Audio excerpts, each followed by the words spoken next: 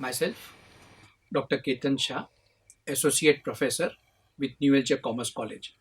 I welcome you back to the paper of International Economics and Public Finance, Part 1 of Semester 3, Gujarat University. To remind you, in my previous videos, we have done the basics of exchange rate economics. And last time, I have discussed in detail various advantages of fixed exchange rate system. The agenda for the day is to discuss various limitations, demerits, or disadvantages associated with fixed exchange rate system. In this context, it needs to be mentioned that each and every country, each and every central bank strives for monetary policy independence.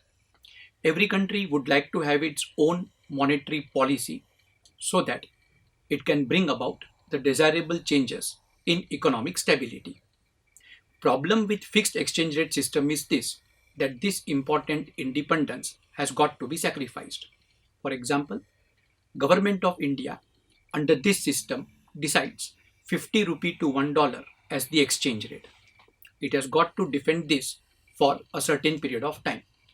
But if during that time period, if price of dollar falls for whatever the reason, for example, supply of dollar increases and price of dollar becomes 45, government is not going to tolerate this.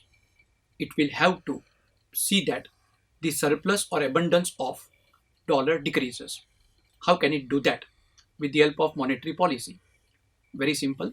It will adopt cheap or easy money policy, which will decline the interest rate, which will lead to capital outflow from the country. Supply of dollar will decrease. As a result, price of dollar again will go back from 45 to 50 rupees a dollar. The reverse will be the case if there is an upward pressure on price of dollar. See what has exactly happened. 50 becomes 45. We decrease the rate of interest to make it back to 50. But in doing this, unnecessarily we have triggered inflation in the economy. It is an unwarranted prosperity that has been called for. And in the reverse case, when price of dollar becomes 55 from 50, we will have to see that the scarcity of dollar is solved by inviting or attracting dollar from outside. For this, we will have to adopt dear or tight money policy, which increases interest rates. As a result, dollar will start flowing in, price of dollar will be back to 50. But in doing that, we have triggered unnecessary recession. Second, government is deciding the exchange rate, and there is no guarantee that government ends up determining the true value of the currency. So there are two possibilities. Either the rupee would be overvalued or the rupee would be undervalued.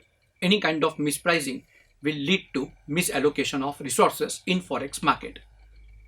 Thirdly, the biggest trouble would be administering this particular system. Government will have to very often answer questions like when to change external value of a currency. It will have to establish acceptable criterion for devaluation. It also will have to determine the extent to which the rupee needs to be devalued so that balance of payment is brought back into equilibrium. And these questions are quite simple on the paper but very tough to implement. Pegged exchange rate is not 100% fixed. Even those countries which in the past have adopted this exchange rate system have been forced to change it whenever the conditions so arose. And if this change is very frequent, then I think there is not much of difference between the fixed exchange rate and flexible exchange rate system. And if it keeps on changing very frequently, even under the fixed rate, it will discourage both international trade and long-term foreign investment. And finally, I have been telling you this, that government will have to defend the rate that it declares. To do that thing, it will have to create a buffer stock of dollars, or maybe the central bank will have to create this particular buffer stock. Two ways out. Demand for dollar is increasing. RBI will have to open up its coffers and start supplying dollars to those who want to purchase it. Or the second requirement is RBI should have sufficient quantity of gold with itself to sell the gold and to purchase the required quantity of dollar. Either way out, it would prove to be a very costly affair for the central bank of a country. With this, we conclude the topic of fixed exchange rate, in which we have covered what is meaning of fixed exchange rate, what are advantages or merits of fixed exchange rate system, and what are the demerits or disadvantages of fixed exchange rate system.